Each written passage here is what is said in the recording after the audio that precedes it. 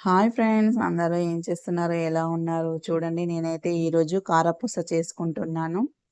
2 కిలోల బియ్యపు పిండికి కిలో శనగపప్పు వేసి పట్టించానండి. అందులోనే జీలకర్ర కూడా వేసి పట్టించాను. తగినంత కారప్పొడి వేస్తున్నాను. చూడండి, 3 కిలోల పిండి కాబట్టి కొంచెం కారం అనేది ఎక్కువనే తీసుకుంటున్నాము. చూడండి, కారం నార్మల్‌గా తినే వాళ్ళైతే అంత కారం అవసరం లేదు. నార్మల్‌గా వేసుకోవచ్చు. కారపొడికి సరిపడేంత ఉప్పు తీసుకొని ఉంటున్నాము. మేమైతే కొంచెం కారం ఎక్కువగానే తింటాము. అందుకోసమని అంత కారం వేసాము. దానికి తగినంత సాల్ట్ అయితే వేసుకుంటున్నాను. చూడండి,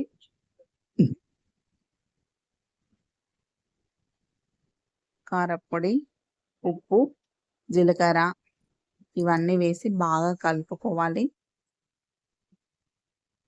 పిండిని ఉండలు లేకుండా బియ్యపు పిండి మొత్తం కలిపేలాగా మనం కారం, ఉప్పు అనేది పిండికి పట్టాలి. అందుకోసమని దాన్ని పొడి పిండిని బాగా కలుపుకుంటున్నాను. మంచిగా కలుపుకోవాలి. కారం అనేది అంత స్ప్రెడ్ అయిన తర్వాత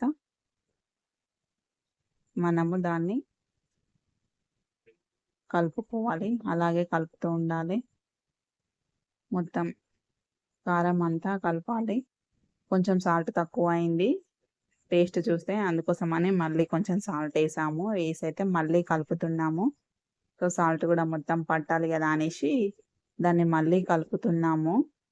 చూడండి, పిండి అయితే అలా కలిపితే ఆ కారప్పొడి అనేది మనకు మొత్తం సెట్ అవుతుంది. ఆ తర్వాత నీళ్లు పోసి ఈ పిండిని అయితే కలుపుకోవాలి. కొన్ని కొన్ని నీళ్లు పోసుకుంటూ మనం పిండిని కలుపుతూ ఉండాలి. ఒకేసారి నీళ్లు పోయడం వల్ల పిండి కూడా చాలా లూజ్ అయిపోతుంది. అప్పుడు మనకి కరెక్ట్‌గా చేసుకోవడం రాదని కొన్ని కొన్ని నీళ్లు పోసుకుంటూ కలుపుకుంటున్నాను. చూడండి, నార్మల్‌గా వేసి పిండిని బాగా కలుపుకోవాలి. పిండి అయితే మంచిగా కలవాలి. లేదంటే పిండి పిండి మనకు అప్పాలనేది కరెక్ట్ రాదు. టేస్ట్ అనేది కూడా కరెక్ట్ ఉండదు. అది పొడి పొడిగా వస్తుంది. అందుకోసమని పిండిని కూడా బాగా కలుపుకోవాలి. అట్లా కొన్ని కొన్ని నీళ్లు పోసుకుంటూ మనకు కరెక్ట్‌గా కలుపుకోవాలి. పిండి అనేది ఉండలు లేకుండా కలుపుకోవాలండి. మొత్తం పిండి కలపాలి. మంచిగా కలుపుకోవాలి. ఈ విధంగా కలిపి పక్కన పెట్టేసుకున్నాను. ఒక 5 మినిట్స్ అయితే దీన్ని ఇలా వదిలేసాము.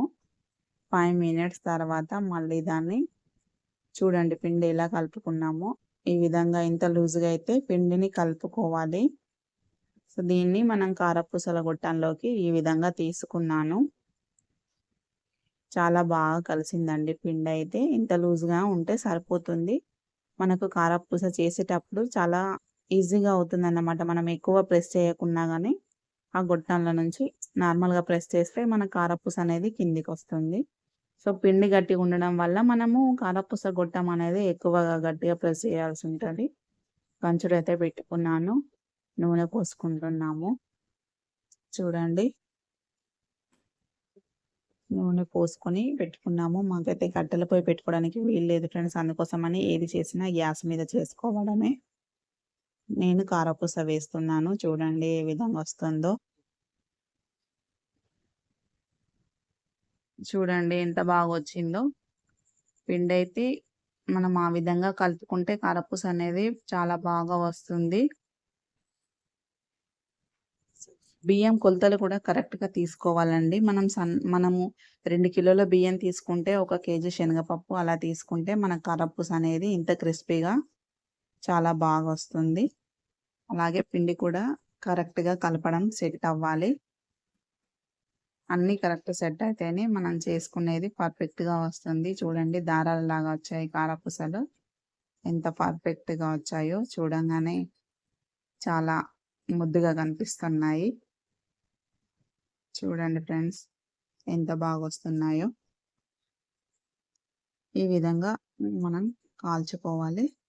నేను చేసుకుంది 3 కిలోల పిండి కాబట్టి నాకు ఒక 2 అవర్స్, 2½ అవర్స్ అయితే టైం పట్టింది. నేనంతా వీడియో తీయలేకపోయాను. అందుకోసమని జస్ట్ మనకి ఈ విధంగా తీసేసుకొని ఇంకా నార్మల్‌గా నేను చేసేసాను. చూడండి ఎంత బాగా వచ్చిందో. చూడండి ఫ్రెండ్స్.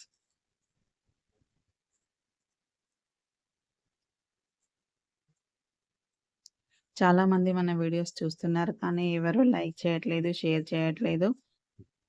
ప్లీజ్ మన ఛానల్‌ని సబ్స్క్రైబ్ చేసుకోండి.